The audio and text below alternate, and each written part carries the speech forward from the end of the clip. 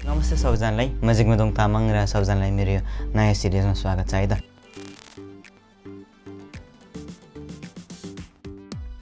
र यदि च्यानलमा नयाँ भिजिट गर्दै हुनुहुन्छ भने चाहिँ तल रहेको रातो कलरको सब्सक्राइब बटनमा क्लिक गरेर साइडमा रहेको बेल नोटिफिकेसनलाई पनि अन गर्न नबिर्सिनु होला है त। र आज चाहिँ मैले तामाङ सेलो डान्सिङ टाइपको चाहिँ अहिले इन्डस्ट्रीमा चलिरहेको डान्सिङ टाइपको चाहिँ अब गीत मैले रेडी पारेको छु यो भिडियोको लागि चाहिँ। अनि कसरी बनाएको छु त्यो सबै हेर्नेछु है। अनि के गरेको छु, कसरी बनाएको छु सबै हेर्न गइरहेको छु है त।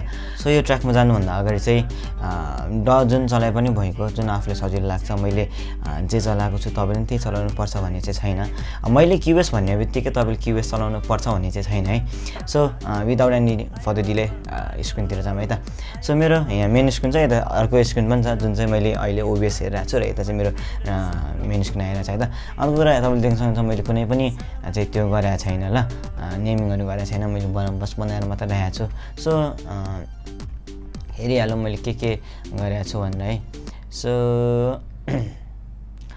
सुरुमा चाहिँ हामी रिदमदेखि जान्छौँ। सो रिदममा जाँदा चाहिँ मैले सुरुमा मैले कन्ट्याक्टबाट बेस युज गर्छु। म मेट्रोनोममा खोज्छु ल।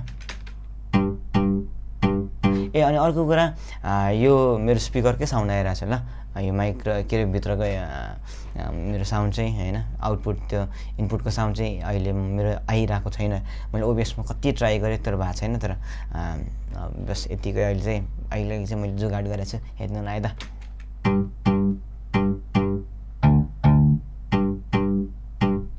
ल है, यो मैले बिचमा स्केल पनि चेन्ज गरेको छु है। अब योसँग स्केल पनि हेर्नु फेरि ल।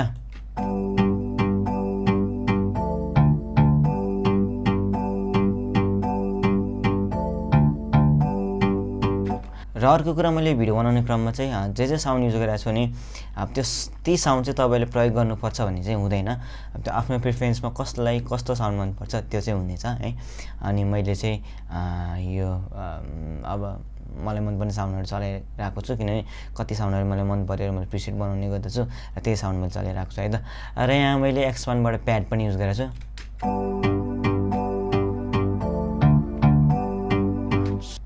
यो चाहिँ स्न्याप हो, मैले स्न्याप युज गरेको छु।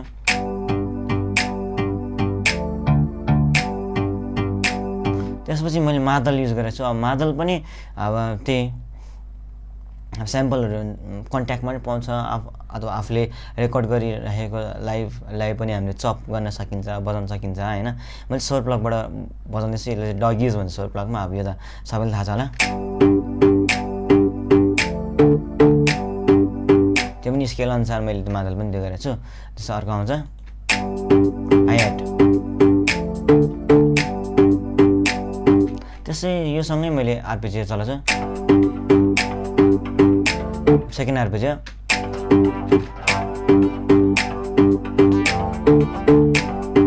सुरुमा चाहिँ यसरी जान्छ। अब रिदम हेर्नु पऱ्यो भने चाहिँ अब हामी किकमा जाऊँ है त। अब यो अगाडि चाहिँ त्यहाँ चाहिँ के रिदम हेरौँ न, क्ल्याप पनि सँगै आउँछ है। जस्तै डान्स बिट हुन्छ नि त्यस टाइपमा छ है। अब स्नेयर, अब यसमा अहिलेको हाइट पनि हालौँ, त्यसमा डगिज पनि हालौँ, अनि अहिलेको बेस पनि हालौँ, एउटा स्केल पनि खोलौँ न।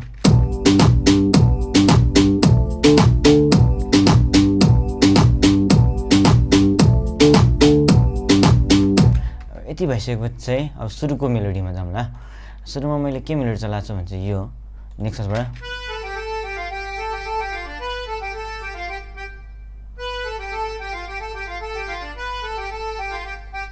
त्यसपछि यसले लेयर गरेको छ अर्को साउन्डले। फेरि मैले सोर प्लगबाट लेयर गरेको छु। यो चाहिँ सेनाई, तिनवटाले सुन्नु पऱ्यो भने चाहिँ सुन्छ। अनि अर्को यसमा मैले यो पनि हालेको छु, यो चाहिँ रहेको छ यस्तो इलेक्ट्रिक गिटार। त्यसपछि त्यो सँगसँगै मैले म्युट गिटार पनि चलाएको छु। अनि त्यसपछि मैले यो मोटर बाइकको पिपिम गरेको साउन्ड चलाएको छु। यसले चाहिँ मैले राइट लेफ्ट प्यान गरेको छु। एउटा टेट हुन्छ है। अनि त्यसपछि अब यो सहित यो अगाडिको यिनीहरू सबै गरेर चलाउनु पर्यो भने चाहिँ यस्तो सुन्छ है त।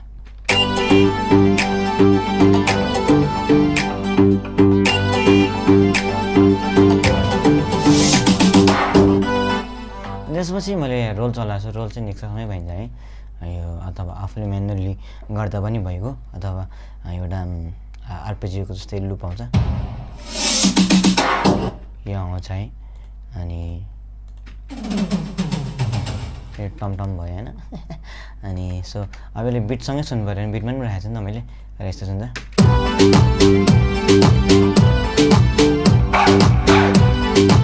अनि अर्को कुरा यो हे हे पनि चलाएको छु मैले होइन, यो सुन्छ। यसलाई पनि राइट लेफ्ट गरेको छु मैले यसमा चाहिँ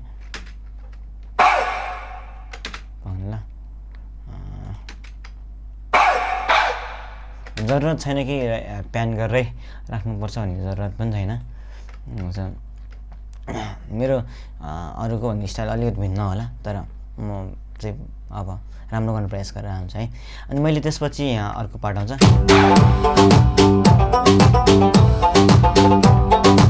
यसमा चाहिँ रिजनको टुङ्ना चलाएको छु।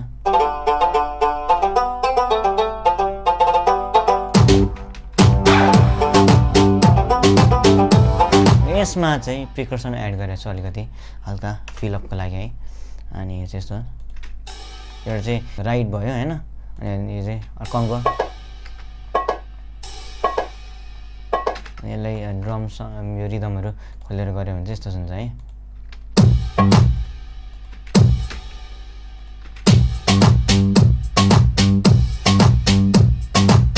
यस्तो सुन्छ है त।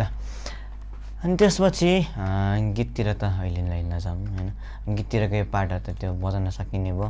त्यसपछि यसरी नै लुप हुँदै जाने हो बेसिकली। अब बिचको पिसहरूमा चाहिँ चेन्ज हुने, जस्तो कि मेलोडी पिसहरूमा चाहिँ चेन्ज हुने।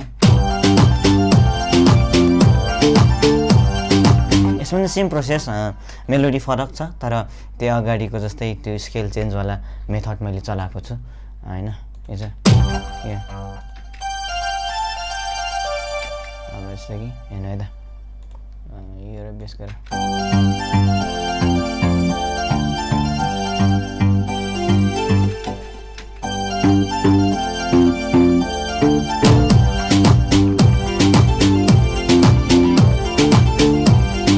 चाहिँ। अनि पछि यो जुन सेक्सन देखिरहनु भएको छ नि, यसमा चाहिँ मैले ब्रेक गरेर स्टार्ट गरेको छु। जस्तो कि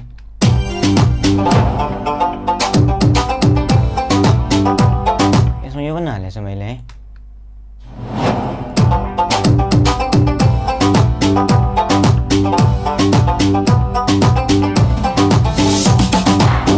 त्यसपछि अरू भनेको यस्तै हो, बिचको यिनीहरू भनेको बजाउने पार्टहरू भयो होइन बिचको, अनि पिस म्युजिकहरू भयो। अनि यहाँ पनि त्यस्तै पाराले मैले बनाएको छु। यो भोकलमा चाहिँ नजानु होला है, म त्यस्तो पर्फेक्ट सिङ्गर चाहिँ होइन। अहिले म्युट गर्छु ल।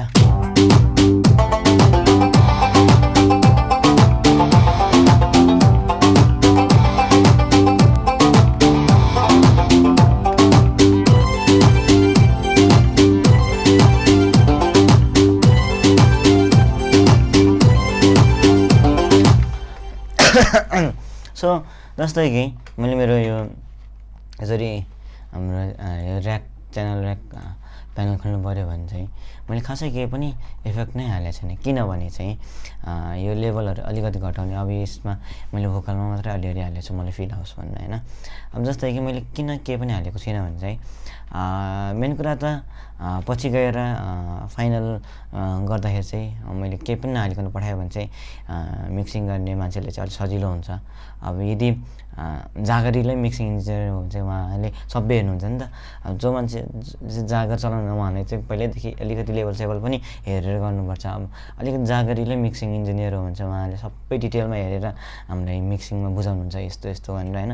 अनि त्यो इनमा एकदमै राम्रो आउटपुट मास्टरिङमा नि मिक्सिङदेखि मास्टरिङमा सबैमा चाहिँ पछि राम्रो आउटपुट निस्किन्छ है। अनि मैले यसरी गरेको छु। अनि अर्को कुरा चाहिँ सधैँ पनि तपाईँले नेमिङ गरेर गऱ्यो भने सजिलो हुन्छ। मैले चाहिँ अहिले भिडियोको लागि बनाएको, त्यसैले मैले केही पनि नेमिङ चाहिँ गरेको छैन, तर तपाईँले नेमिङ गर्न सक्नुहुन्छ होइन। अनि यहाँ पार्टमा चाहिँ अब यो अर्को एरेन्ज हो होइन, यस्तै टाइपको मैले एउटै फाइलमा गरेको छु।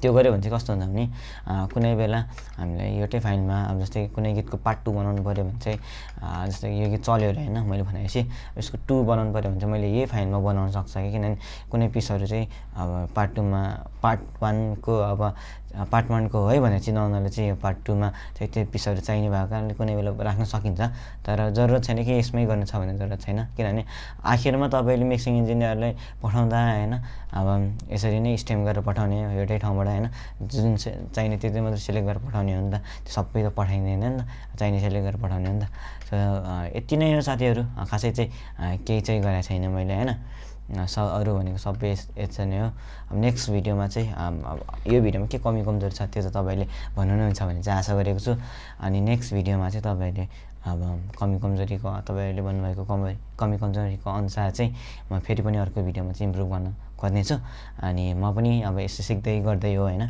अब त्यति साह्रो मार्केट खाने एरेन्जर त भएको छैन तर बिस्तारै हुन्छ भने चाहिँ मलाई आशा छ है सो तपाईँहरूको होप तपाईँहरूको सपोर्टले गर्दा म त्यो स्थानसम्म पुग्ने छु है अनि सो आजको लागि चाहिँ यति नै सो फेरि पनि भन्न चाहन्छु च्यानलमा नयाँ हुनुहुन्छ भने चाहिँ सब्सक्राइब गर्न नबिर्सिनु होला र बेल आइकनलाई पनि थिच्न नबिर्सिनु होला र यो इन समय दिनुभएकोमा चाहिँ तपाईँहरू सबैजनाले धेरै धेरै धन्यवाद र यस्तो सिरिजमा कन्टिन्यू गर्ने नै छु र थ्याङ्क यू